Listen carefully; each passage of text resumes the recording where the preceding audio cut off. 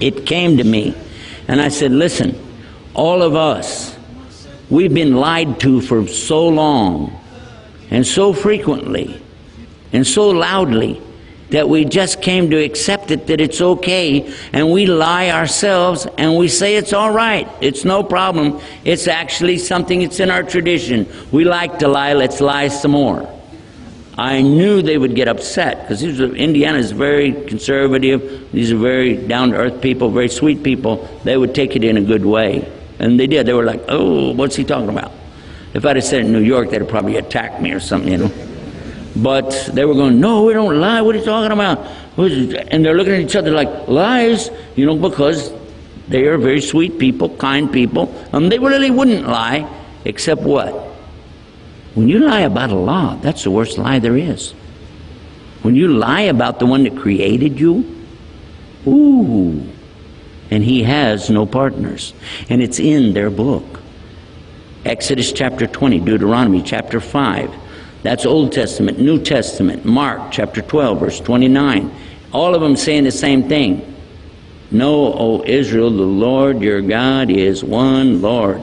He has no partners. Thou shalt not have any other gods beside me. Whoa, this is clear. So how in the world do you turn around and say, well, Jesus is also a God, but he's part of a God? I mean, there's a ghost in there too, but, you know, how does that work?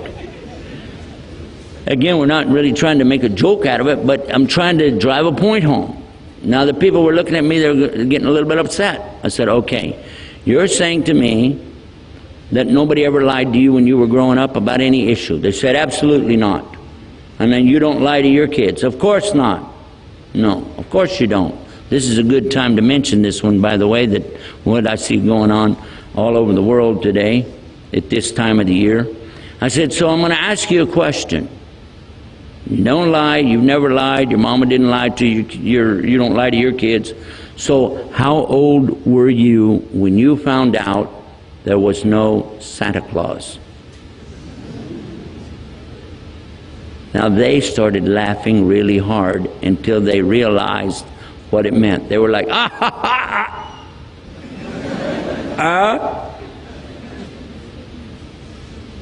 Yes, your mother lied to you, your father lied to you, your grandparents lied to you, your uncles and cousins lied to you, your teachers lied to you, your preachers lied to you. There's no sleigh being pulled by 12 tiny reindeer and another reindeer out front with a red flashlight on his nose.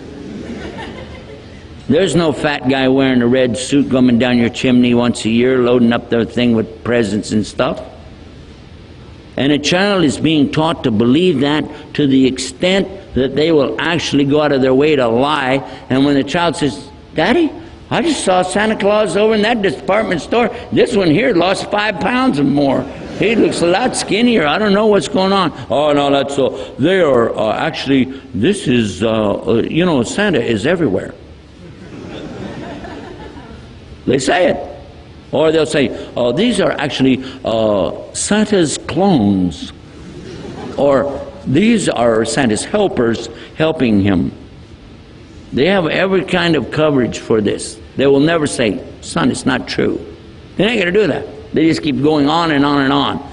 And it happened to me when I came home from school one time in December. Come up to my mom. She's washing dishes. Mom, what's the matter? You won't believe what the kids in school were saying today. She said, what were they saying? They said there's no Santa Claus. Don't tell your sisters.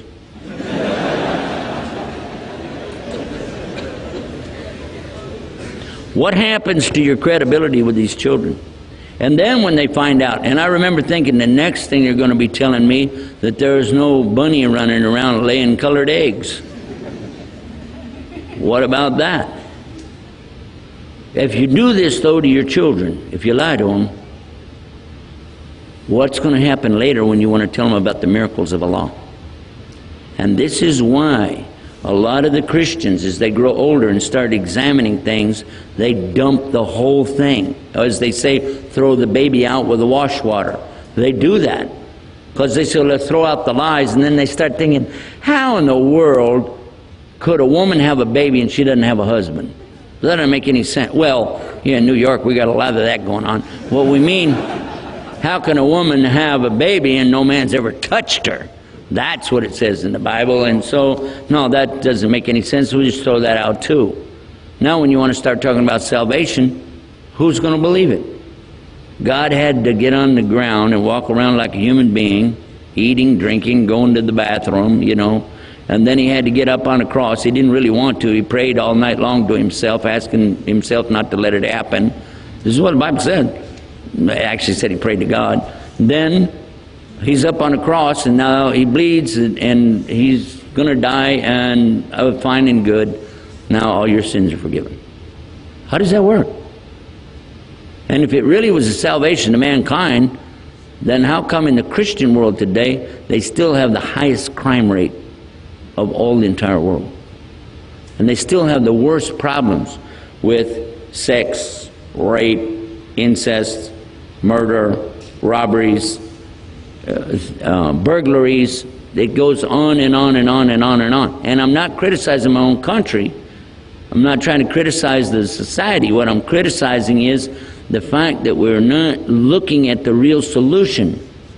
And when these people are out here doing these things, yes, it's because they're evil. Yes, it's because they're doing the wrong thing. Absolutely. I'm not trying to give them an excuse. But I'm saying in the beginning, if we would have dealt with the truth with some of them, maybe they wouldn't have wound up like that.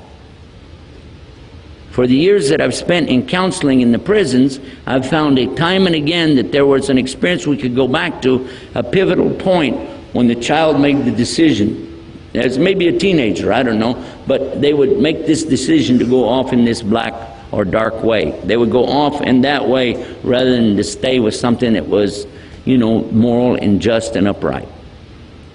And it always comes back to these things that we can say, oh my God, why didn't we deal with the truth to start with?